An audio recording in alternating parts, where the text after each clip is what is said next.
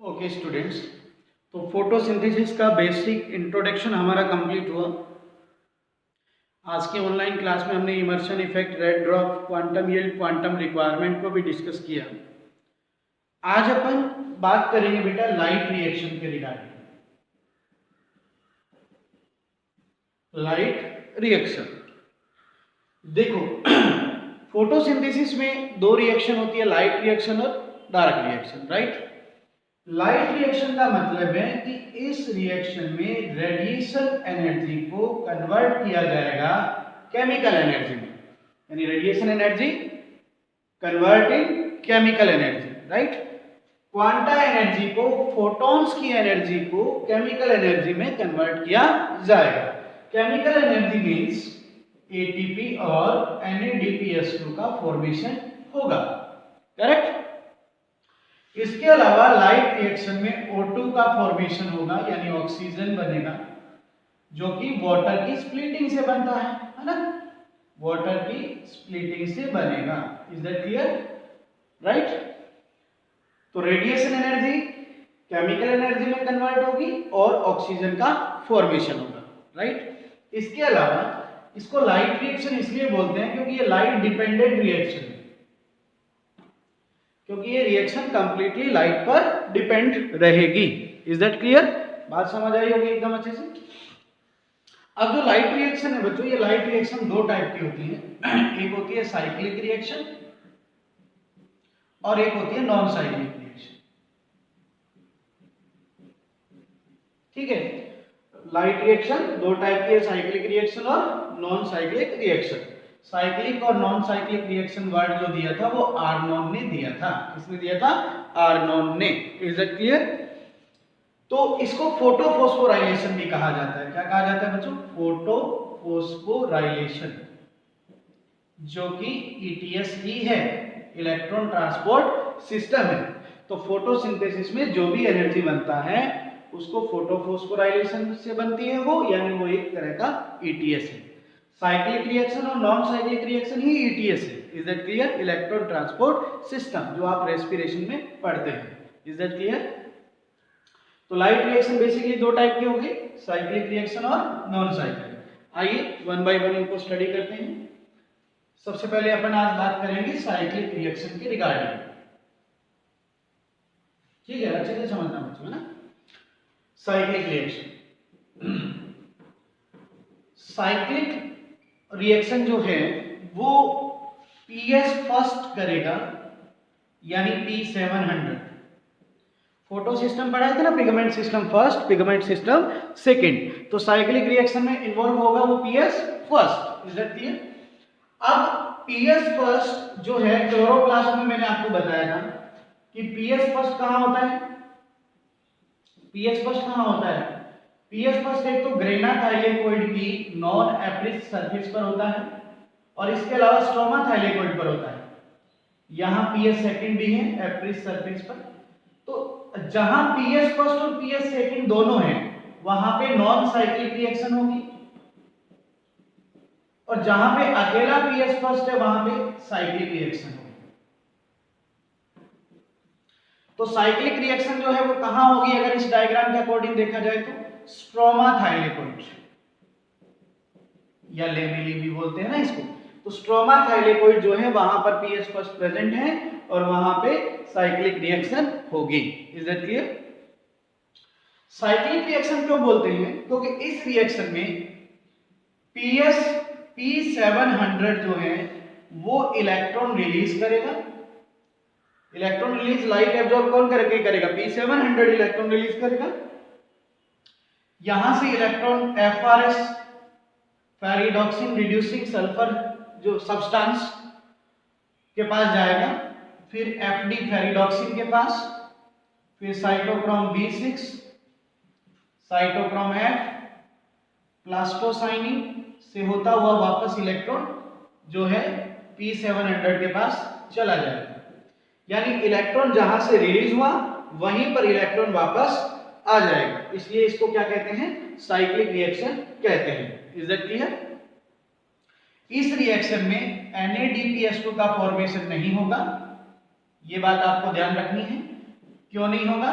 क्योंकि यहाँ पर NAD रिडक्टेज एंजाइम नहीं होता, NADP रिडक्टेज एंजाइम नहीं होता है कहाँ पे, स्ट्रोमा थाइलेकोइड पर, यानी यहाँ पर NADP plus reductase enzyme absent है, एब्सेंट है यहाँ पर, इसलिए यहाँ पर NADPH2 का फॉर्मेशन नहीं होगा। ना ही वाटर की स्प्लिटिंग हो रही है, वाटर फोटोलाइसिस भी नहीं होगा, इसलिए यहाँ पर ऑक्सीजन का फॉर्मेशन भी नहीं होगा। लेकिन एक साइक्लिक रिएक्शन अगर होगा तो एक साइक्लिक रिएक्शन के अंदर 2 ATP मॉलिक्यूल्स बनेंगे, करेक्ट। तो अब अपन इसको थोड़ा सा अच्छे से देखते हैं, यहां तक अगर आपको बात समझ में आ गई है तो साइक्लिक रिएक्शन की साइट पता चल गई कहां पर है, स्ट्रोमा थाइलेकोइड, राइट। अब इसको पूरा अच्छे से समझिए, देखो ये अपना फिलामेंट सिस्टम है, ये एंटीना कॉम्प्लेक्स और ये P700, राइट, ये फोटोकेमिकल सेंटर या रिएक्शन सेंटर, और ये पूरे बाकी सारे एसेसरी फिलामेंट्स है सारे, इसमें इनको एंटीना कॉम्प्लेक्स कहते हैं, और ये फोटोकेमिकल सेंटर, ये तो समझाया था ना मैंने। अदर फिलामेंट्स के ग्रुप जो लाइट को एब्जॉर्ब करेंगे उनको अपन बोलेंगे एंटीना कॉम्प्लेक्स या लाइट हार्वेस्टिंग कॉम्प्लेक्स, और ये फोटोकेमिकल सेंटर है जो क्लोरोफिल है, राइट। तो ये क्या करेंगे बेटा, सनलाइट को एब्जॉर्ब करेंगे, ये सनलाइट है इसको एब्जॉर्ब करेंगे, और जो एनर्जी रेजोनेंस है वो एनर्जी ये ट्रांसफर करेंगे किसको, P700 को। मैंने बताया था ना ये एनर्जी ट्रांसफर कर देंगे किसको, फोटोकेमिकल सेंटर। यहां तक बात समझ आ गई, कोई डाउट किसी तरह का। अब क्या करेगा बेटा, जो P700 है वो इलेक्ट्रॉन रिलीज करेगा,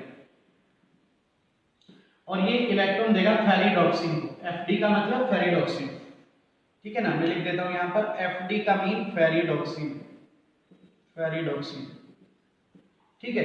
तो पहले ये माना जाता था कि P700 इलेक्ट्रॉन देगा किसको, FD को, लेकिन अभी जो करंट स्टडी है वो ये कहती है कि ये इलेक्ट्रॉन अपना पहले देगा फेरिडॉक्सिन रिड्यूसिंग सब्सटेंस को, फेरिडॉक्सिन रिड्यूसिंग सब्सटेंस को, और फिर ये इलेक्ट्रॉन जाएगा फेरिडॉक्सिन के पास, करेक्ट। यहां से ये इलेक्ट्रॉन बेटा साइटोक्रोम B6 के पास जाएगा, साइटोक्रोम B6 प्लास्टोक्विनोन के थ्रू ये इलेक्ट्रॉन भेजेगी साइटोक्रोम F को, साइटोक्रोम F ये इलेक्ट्रॉन देगा प्लास्टोसाइनिन को, और ये इलेक्ट्रॉन वापस P700 के पास आ जाएगा। Is that clear? तो ये बात समझ आया आपको, P700 से electron iron reducing substance, sorry ferredoxin reducing substance के पास गया, यहां से ये इलेक्ट्रॉन फेरिडॉक्सिन के पास, फेरिडॉक्सिन से साइटोक्रोम B6, प्लास्टोक्विनोन के थ्रू ये साइटोक्रोम F के पास, और फिर प्लास्टोसाइनिन। तीसरी क्या चीज है बेटा, प्लास्टोसाइनिन।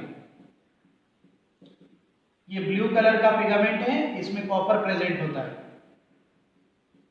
ये ध्यान रखना। और CYT का मतलब क्या है, CYT का मतलब साइटोक्रोम, साइटोक्रोम, ठीक है, ये मैंने मीनिंग बता दिया इनको। तो आपको सीक्वेंस याद रखना है, देखो P700 से electron iron ferredoxin reducing substance के पास, फिर फेरिडॉक्सिन, फिर साइटोक्रोम B6, साइटोक्रोम F और प्लास्टोसाइनिन। तो ये इलेक्ट्रॉन, अब देखो इलेक्ट्रॉन कहां से रिलीज हुआ, P700 से, इलेक्ट्रॉन वापस किसके पास आ गया, P700 के पास, इसलिए इसको साइक्लिक रिएक्शन कहते हैं। अब इस रिएक्शन में ये दो स्टेप है, यहां पर ATP बनेगा, ADP प्लस IP, ATP बन जाएगा, और एक साइटोक्रोम B6 से साइटोक्रोम F के बीच में यहां पर ATP बन जाएगा, राइट। तो ATP कितनी बार बना है इसमें बताइए, 2 बार ATP बनेगा, करेक्ट। बात समझ आई एकदम अच्छे से। तो ये मैंने कहा था कि जब एक साइक्लिक रिएक्शन होती है तो इसमें 2 ATP बनती है, कहीं भी वाटर की स्प्लिटिंग नहीं होगी, ना ही ऑक्सीजन बनेगा और ना ही NADPH2 बनेगा। एक बार ये क्वेश्चन पूछा गया था कि साइक्लिक रिएक्शन में NADPH2 क्यों नहीं बनता, क्योंकि साइक्लिक रिएक्शन कहाँ होती है, स्ट्रोमा थाइलेकोइड में, और यहाँ पर ये रिडक्टेज एंजाइम नहीं होता है, करेक्ट। बात समझ आई। तो ये साइक्लिक रिएक्शन है बच्चों। अब इसमें थोड़ा सा आपको मैं कैलकुलेशन बता देता हूं कि एक CO2 अगर आपको फिक्स करना है तो क्या प्रोडक्ट बनता है, HCHO यानी फॉर्मेल्डिहाइड, है ना। 6 CO2 फिक्स करेंगे तब जाके क्या बनेगा, ग्लूकोज। ठीक है, अब एक CO2 फिक्स करने के लिए एक साइक्लिक रिएक्शन होगी, ये बात ध्यान रखना। और ग्लूकोज बनाने के लिए कितनी CO2 फिक्स करनी पड़ती है, 6। तो 6 बार क्या होगी बेटा, साइक्लिक रिएक्शन होगी। अब आप देखिए कि एक साइक्लिक रिएक्शन अगर होती है तो 2 ATP बनता है, यानी एक CO2 फिक्स कराने के लिए साइक्लिक रिएक्शन कितनी ATP देगा, 2 ATP देगा। ठीक है, और अगर 6 साइक्लिक रिएक्शन होगी, 6 साइक्लिक रिएक्शन अगर होती हैं तो फिर कितनी ATP बनेगी, 12 ATP। यानी 1 मोल ग्लूकोज बनाने के लिए साइक्लिक रिएक्शन अपनी कितनी एनर्जी देगा, 12 ATP देगा। Is that clear? बात समझ आई कि नहीं आई आपको एकदम अच्छे से? ओके, तो ये कैलकुलेशन आप जरूर ध्यान रखना, जो इंपॉर्टेंट चीज है। यानी एक बार ग्लूकोज बनाने के लिए साइक्लिक रिएक्शन को कितनी बार होना पड़ेगा, 6 टाइम होना पड़ेगा। Is that clear? ओके। हाँ, एक और एनसीईआरटी में थोड़ा देखो, इसकी इलेक्ट्रॉन की मूवमेंट पूछता है, तो इसकी इलेक्ट्रॉन की मूवमेंट क्या होगी, देखो अपवर्ड और डाउनवर्ड। यानी जो इसमें इलेक्ट्रॉन की जो मूवमेंट हुई है वो क्या हुई है, अपवर्ड हुई है। अपवर्ड यानी इस तरह से, और फिर क्या हुई है बताओ, इस तरह से इलेक्ट्रॉन आया है, यानी डाउनवर्ड। अपवर्ड और डाउनवर्ड मूवमेंट होती है। Is that clear? समझ गए एकदम अच्छे से? ओके। तो ये साइक्लिक रिएक्शन है बच्चों, ठीक है। अब इसके बाद बात करते हैं अपन नॉन साइक्लिक रिएक्शन के रिगार्डिंग। नॉन साइक्लिक रिएक्शन या इसको बोलते हैं Z scheme. Non cyclic reaction या जेड स्कीम बोलते हैं बच्चों इसको। अब नॉन साइक्लिक रिएक्शन कौन करता है, पहले तो ये देखो, नॉन साइक्लिक रिएक्शन करेगा PS first and PS second, बोले तो P700 और P680। Is that clear? अब ये दोनों जहां होंगे वहीं पे नॉन साइक्लिक रिएक्शन होती है, और ये दोनों हमने कहां पढ़े अभी, ग्रेना थाइलेकोइड में। कहां होते हैं, ग्रेना थाइलेकोइड। तो that means non cyclic reaction कहां होगी, ग्रेना थाइलेकोइड पर होगी। Is that clear? इसको नॉन साइक्लिक रिएक्शन क्यों बोलते हैं, क्योंकि इलेक्ट्रॉन जहां से रिलीज होगा वहां पर इलेक्ट्रॉन वापस नहीं आएगा। तो इसमें जो वाटर है वो इलेक्ट्रॉन डोनर का काम करेगा। जब वाटर की स्प्लिटिंग होगी तो इलेक्ट्रॉन रिलीज होगा। तो आप देख रहे थे साइक्लिक रिएक्शन में इलेक्ट्रॉन कौन रिलीज कर रहा था, P700 कर रहा था, जबकि नॉन साइक्लिक रिएक्शन में जो इलेक्ट्रॉन रिलीज करेगा वो कौन करेगा, वाटर रिलीज करेगा। Is that clear? इस बात को आपको ध्यान में रखना है। नॉन साइक्लिक रिएक्शन जो होती है इसमें एक अगर नॉन साइक्लिक रिएक्शन है तो उसमें बेटा 2 NADPH2 बनता है और 1 ATP बनती है, एक नॉन साइक्लिक रिएक्शन, ठीक है ना। 2 NADPH2 और 1 ATP बनता है। Is that clear? इस बात को आपको ध्यान में, ठीक है। अच्छा, इलेक्ट्रॉन की जो मूवमेंट होगी इसमें वो क्या होगी, ये देखो जेड स्कीम है इस तरह से, ठीक है ना। तो इसको आप ये देखिए कि इस तरह से आप इसको समझिए कि इलेक्ट्रॉन की मूवमेंट ऐसे होगी, इसमें अपवर्ड डाउनवर्ड अपवर्ड, इस तरह से। यानी इसमें जो इलेक्ट्रॉन की मूवमेंट होगी, इलेक्ट्रॉन का जो ट्रांसपोर्ट होगा इसमें वो होगा पहले अपवर्ड, है ना, जेड बना के इस तरह से देखिए, इस तरह से पहले अपवर्ड मूवमेंट होगी, फिर डाउनवर्ड होगी, डाउनवर्ड मूवमेंट होगी, और फिर अपवर्ड मूवमेंट होगी, इस तरह से अपवर्ड, ठीक है ना। इसलिए इसको जेड स्कीम बोला जाता है, करेक्ट। तो ये इसमें मूवमेंट है। अब जरा इसको नॉन साइक्लिक रिएक्शन को और बढ़िया तरीके से समझते हैं।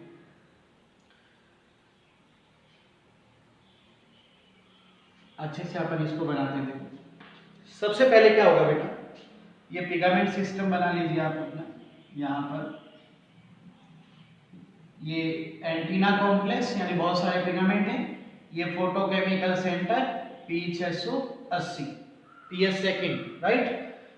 ये एंटीना कॉम्प्लेक्स, ये रिएक्शन सेंटर, यहां पे बना लेते हैं हम।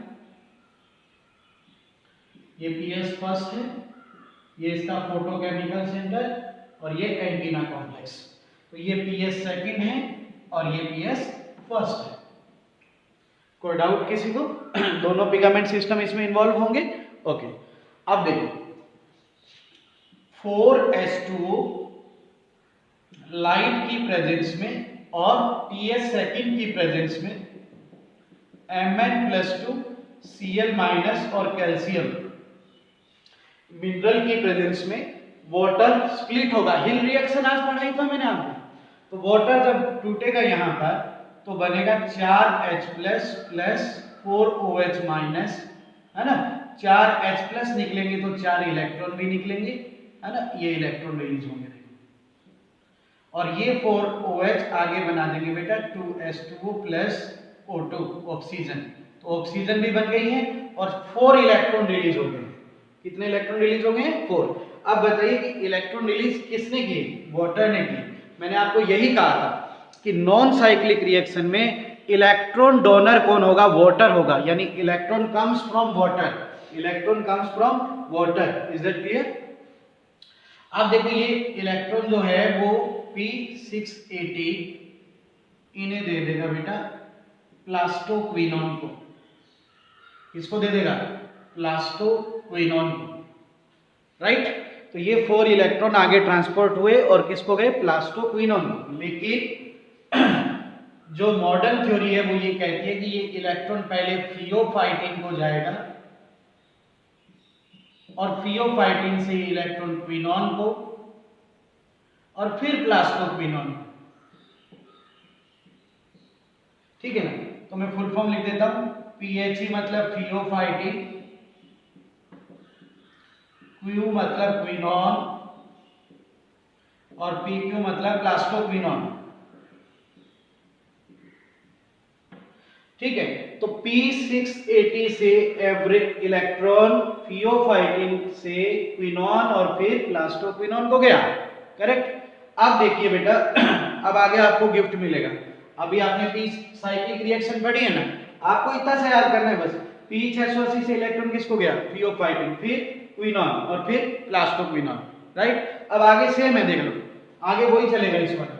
साइटोक्रोम B6, साइटोक्रोम F और फिर प्लास्टोसाइनिन। तो प्लास्टोसाइनिन यहाँ कनेक्ट करेगा नॉन साइक्लिक PS सेकंड के इलेक्ट्रॉन को PS फर्स्ट को देगा। तो ये देखो 4 इलेक्ट्रॉन आपके चल रहे हैं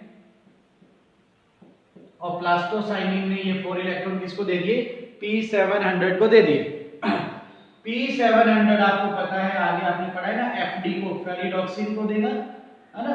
और मॉडर्न थ्योरी भी आपने पढ़ी है कि नहीं, ये पहले फेरिडॉक्सिन रिड्यूसिंग सब्सटेंस को देता है और वो फिर आगे फेरिडॉक्सिन को देता है, राइट।